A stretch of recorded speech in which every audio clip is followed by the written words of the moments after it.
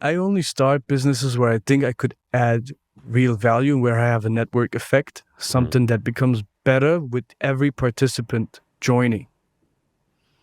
So in an auction, it's clear the more bidders, the better the price. The better the price, the more sellers.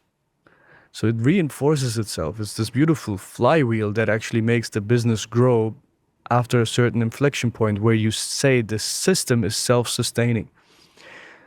I don't see that network effect with rental cars. It's just, it reminds me very much of an inventory game.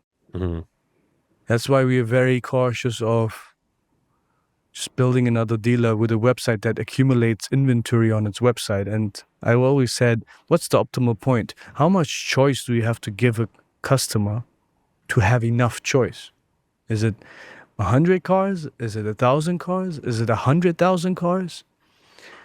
I don't see the optimal point. I don't think a business that has 1 million cars is better than a business that has 100,000 cars. I have no means of optimizing this. And I think it's just speculation, and forecasting errors can be very, very expensive in inventory models. I always said it in fashion. I said, wow, you sold 95% of your inventory at a profit. That's amazing. What happened to the other 5%? Yeah, we sold it at a loss. How much of a loss? Oh, you ended up actually making no money? Because the profit you made was eaten up by the 5% forecasting error you made?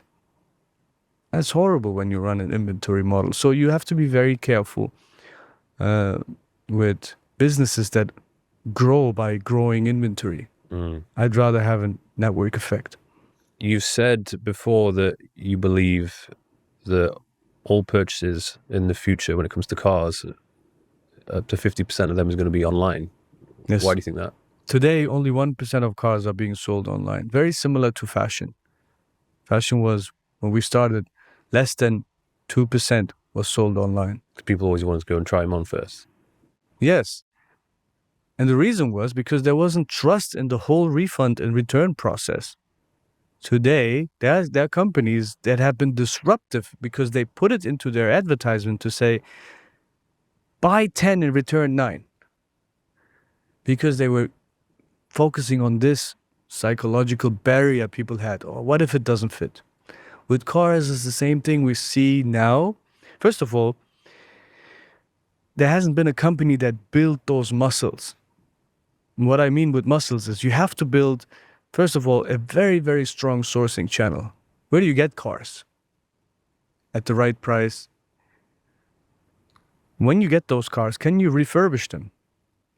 Then, can you have a channel that allows you to wholesale? Because as I said, there's certain cars that are retailable and certain cars are not. If you are lacking the wholesale model, you will fail in the retail model. So you build sourcing, you build refurbishment, you build wholesale, you build delivery. You have to deliver reliably. And you have to enable financing.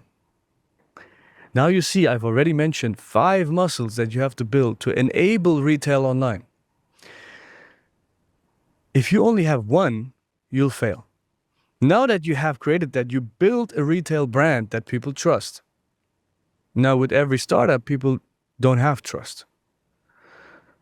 So you have trust symbols. Oh, we work with the government. Oh, we are funded by the government. Oh, we have had this much coverage in the news. We have this founder, we have this team, this is our face. All of those trust symbols. Hey, we have a hotline you can call. You know where we are, we're physically present. We actually are known because we had a business for a decade. We just added a brand. All of those things that add trust, but it takes time. So what you do is you say, well, 10 days free returns. 10 days free returns on cars? Yes. If you don't like it, return it. So now, we've launched CarNap 2 years ago. CarNap offers 10 days free returns and 2 years warranty included.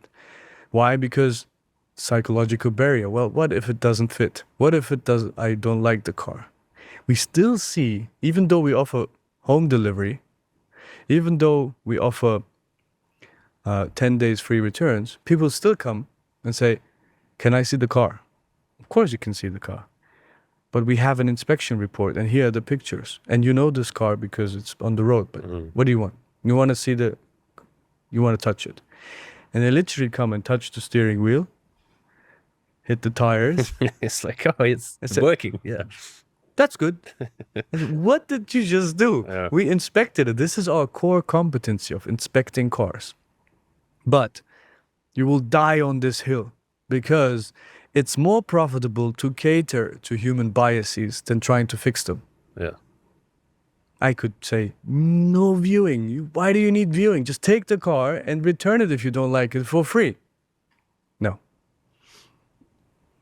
Laws and rules change overnight. Mentality takes decades sometimes. So we'll wait until people adjust.